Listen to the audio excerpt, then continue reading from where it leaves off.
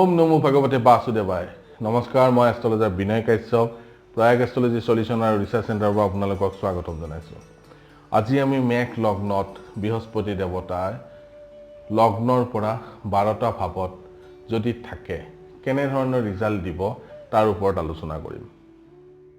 গুৰু বৃহস্পতি মেঘ লগ্নত 12টা ভাৱত যদি থাকে কেনে ৰিজাল্ট আহিব তাৰ ওপৰত আমি আলোচনা কৰিম। সব গুৰু বৃহস্পতি মেঘ লগ্নৰ কাৰণে যেহেতু আমি জানো যে 3 নম্বৰ 6 নম্বৰ 7 10 আৰু 11 নম্বৰ ঘৰত যদি কোনো গ্ৰহ থাকে তেনেহলে জাতকৰ লগ্নৰ মিত্ৰ নহয়। যেহেতু এটা 3 নম্বৰ 6 নম্বৰ ঘৰৰ অধিপতি হল বুধ আৰু দশম আৰু একাদশ ভাৱৰ অধিপতি হল শনি দেৱতা আৰু বুধ দেৱতা ইয়াৰে মিত্ৰ নহয়। কিন্তু বুধ বৃহস্পতি যেহেতু এটা নৱম ঘৰৰ আৰু এটা দ্বাদশ ভাৱৰ অধিপতি তেনেহলে আমি ক'ব পাৰো যে বুধ দেৱতা এখন মেঘ লগ্নৰ কাৰণে এটা অত্যন্ত যোগকাৰক গ্ৰহ।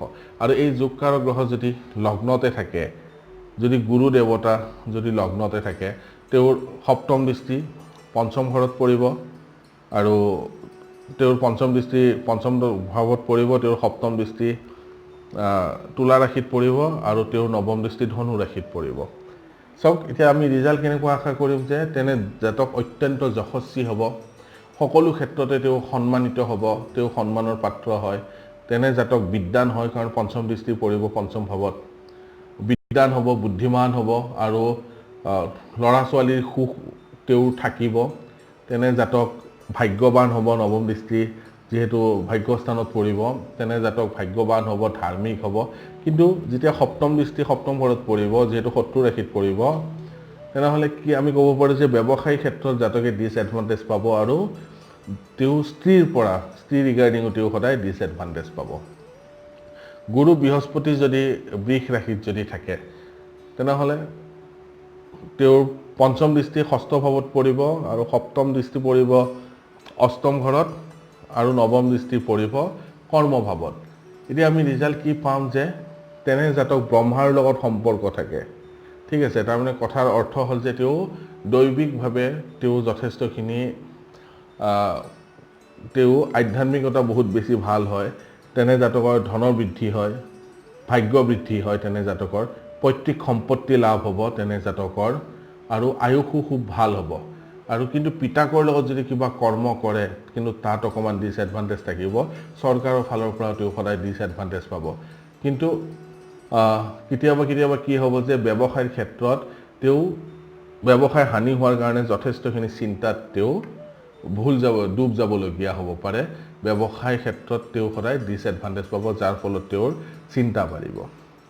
3 নম্বৰ ঘৰত যদি গুৰু বৃহস্পতি থাকে, মিত্ৰ ৰাশি বুধৰ ঘৰত থাকিব, তেওঁৰ পঞ্চম দৃষ্টি সপ্তম ঘৰত পৰিব আৰু তেওঁৰ সপ্তম দৃষ্টি পৰিব ধনু ৰাশিত আৰু তেওঁৰ নৱম দৃষ্টি পৰিব শনি দেৱতাৰ মূল ত্ৰিকোণ ৰাশি কুম্ভ ৰাশিত।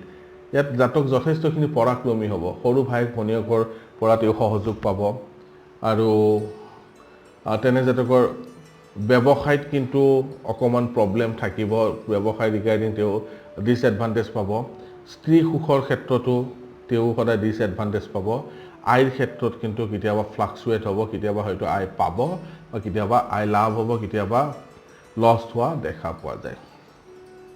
কৰ্কট ৰাশিত যদি গুৰু দেৱতা থাকে, কৰ্কট ৰাশিত গুৰু উচ্চ হয় আৰু গুৰুৰ পঞ্চম দৃষ্টি অষ্টম ঘৰত পৰিব, সপ্তম দৃষ্টি কৰ্ম ভাৱত পৰিব আৰু নৱম দৃষ্টি ব্যয় ভাৱত পৰিব।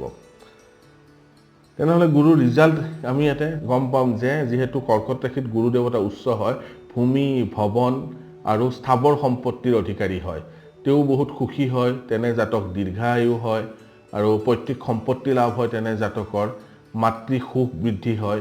কিন্তু জাতকৰ লাগাতকৈ বেছি ব্যয় হ'ব আৰু ৰেণ্ডৰ লগত যদি তেওঁ কাম কৰে তেনেহলে তাৰ পৰা জাতকে লাভৱান হ'ব।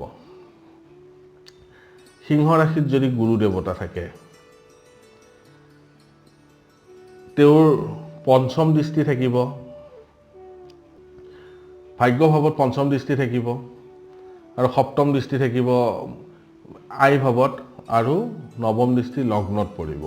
এতিয়া ৰিজাল্ট আমি কি পাম যে তেনে জাতক বিদ্বান হ'ব, তেনে জাতক যথেষ্ট বুদ্ধিমান হ'ব, তেওঁ সন্তানৰ ক্ষেত্ৰত জাতকে সদায় এডভান্টেজ পাব, জাতকৰ ভাগ্য বহুত বেছি ভাল হ'ব।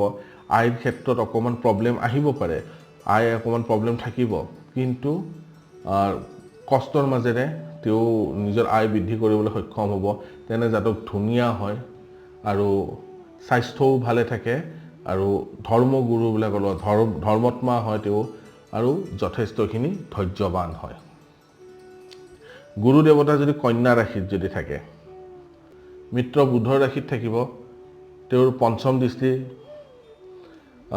কৰ্মভাৱত পৰিব, তেওঁৰ সপ্তম দৃষ্টি ব্যয় ভাৱত পৰিব আৰু তেওঁৰ সপ্তম দৃষ্টি ধনভাৱত পৰিব। ইয়াতে কি হ'ব যে জাতকৰ কাম কাজত বাধা বিঘিনিৰ মাজেদি তেওঁৰ ভাগ্য উন্নতি হ'ব। তেনে জাতক শত্ৰু জয়ী হয় আৰু পিতাকৰ লগত অকণমান মনৰ অমিল থাকিব আৰু হয়তো পিতাকৰ তেওঁৰ মানে হানিও হ'ব পাৰে দেউতাকৰ, বা ৰাজ্যৰ ক্ষেত্ৰত বা চৰকাৰৰ ক্ষেত্ৰত অলপ মতানৈক্য থাকিব। ব্যয় তেনে জাতকৰ লাগাতকৈ বেছি হ'ব আৰু পাৰিবাৰিক ক্ষেত্ৰত তেনে জাতকৰ মতভেদ থাকিব, পৰিয়ালৰ লগত তেওঁৰ মতৰ অন্তৰ থাকিব। আৰু বৃহস্পতি দেৱতা যদি তুলা ৰাশিত যদি থাকে, গুৰু বৃহস্পতি যদি তুলা ৰাশিত থাকে, তেনে শত্ৰু ৰাশিত থাকিব আৰু তেওঁ পঞ্চম দৃষ্টি পৰিব আই ভাৱত, সপ্তম দৃষ্টি লগ্নত পৰিব আৰু নৱম দৃষ্টি সহোদৰ ভাৱত বা পৰাক্ৰম ভাৱত পৰিব। তেনে জাতকৰ স্ত্ৰী বা ব্যৱসায় যদি কৰে, সদায় জাতকে ডিছএডভান্টেজ পাব।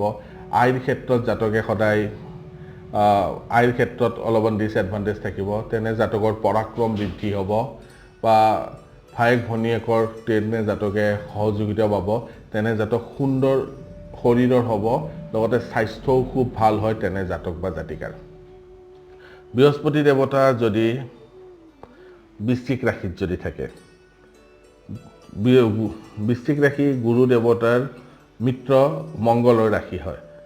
বৃশ্চিকৰ পৰা যেতিয়া পঞ্চম দৃষ্টি 12 নম্বৰ ঘৰত পৰিব, সপ্তম দৃষ্টি 2 নম্বৰ ঘৰত পৰিব আৰু তেওঁৰ নৱম দৃষ্টি পৰিব সুখ ভাৱত।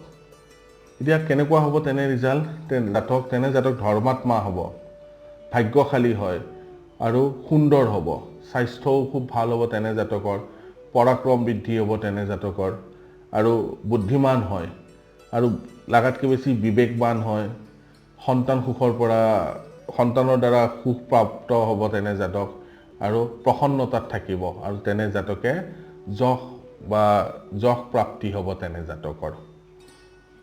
নৱম ঘৰত যদি গুৰু দেৱতা থাকে, তেনেহ'লে চাব যে গুৰু দেৱতা নিজৰ ৰাশিতে থাকিল, নিজৰ মূল ত্ৰিকোণ ৰাশিত থাকিল আৰু তেওঁৰ পঞ্চম দৃষ্টি পৰিব লগ্নত, সপ্তম দৃষ্টি পৰিব পৰাক্ৰম ভাৱত আৰু তেওঁৰ নৱম দৃষ্টি সন্তান ভাৱত পৰিব। এতিয়া ৰিজাল্ট কেনেকুৱা হ'ব?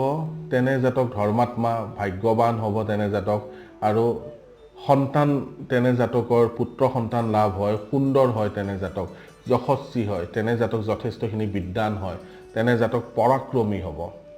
ঠিক আছে, সৰু ভায়েক ভনীয়েকৰ পৰা সদায় তেওঁ এডভান্টেজ পাব। স্বাস্থ্যও তেনে জাতকৰ ভালে থাকে আৰু দেখাতো তেনে জাতক ধুনীয়া হয়। গুৰু দেৱতা যদি মকৰ ৰাশিত থাকে, শনি দেৱতাৰ সাধাৰণ ৰাশিত যদি থাকে, ইয়াৰ পৰা সপ্তম দৃষ্টি পৰিব ধনভাৱত, ক্ষমা কৰিব, গুৰু দেৱতাৰ পঞ্চম দৃষ্টি ধনভাৱত পৰিব, সপ্তম দৃষ্টি সুখ ভাৱত পৰিব আৰু নৱম দৃষ্টি পৰিব ঋণ ৰোগ মোকদ্দমা ভাৱত। তেনেহ'লে তেনে জাতক বৃহস্পতি গুৰু শনিৰ ৰাশিত থাকিব আৰু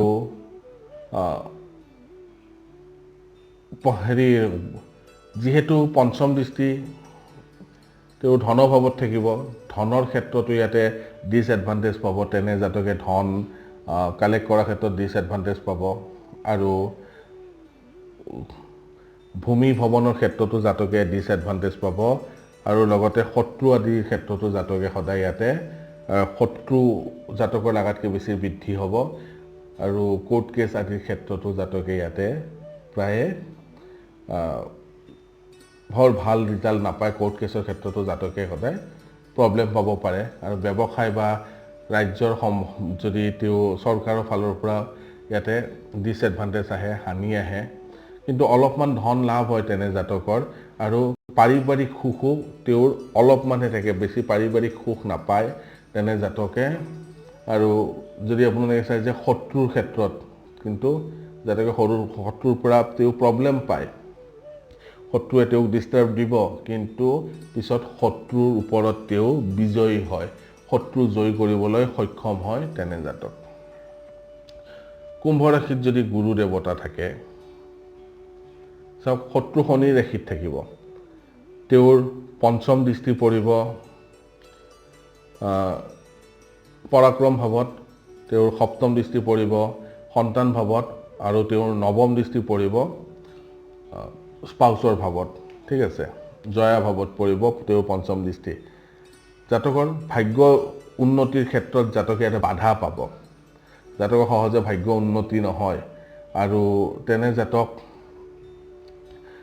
পৰাক্ৰম হলেও সেই পৰাক্ৰম বৰ বেছি কামৰ পৰাক্ৰম নহয় এই পৰাক্ৰমো অথলে যাব তেনে জাতকৰ আৰু বিদ্যা লাভ হয় তেনে জাতকৰ লগতে বুদ্ধিও খুব ভাল হয় আৰু সন্তানৰ ক্ষেত্ৰত জাতকে সদায় এডভান্টেজ পাব স্ত্ৰী সুখৰ ক্ষেত্ৰত কিন্তু জাতকে সদায় ডিসএডভান্টেজ পাব বা যদি কিবা তেওঁ ডে টু ডে যদি ডেইলি যদি ইনকাম কৰে তাতো প্ৰব্লেম পাব আৰু তেওঁ ব্যৱসায়ৰ ক্ষেত্ৰতো জাতকে সদায় ইয়াতে ডিসএডভান্টেজ পায় মীন ৰাশিত যদি গুৰু দেৱতা থাকে নিজৰ ৰাশিতে গুৰু দেৱতা থাকিব তেওঁৰ পঞ্চম দৃষ্টি পৰিব সুবিধা ভাৱত সপ্তম দৃষ্টি পৰিব ৰোগ ঋণ মোকদ্দমা ভাৱত আৰু অষ্টম দৃষ্টি পৰিব মানে আয়ুষ ভাৱত ইয়াতে ৰিজাল্ট কেনেকুৱা হ'ব যে জাতকে যদি ফৰেন লেণ্ডৰ লগত যদি কিবা কাম কৰে তেনেহলে জাতকে তাৰ পৰা সদায় লাভৱান হ'ব ব্যয় লাগাতকৈ বেছি হ'ব ঠিক আছে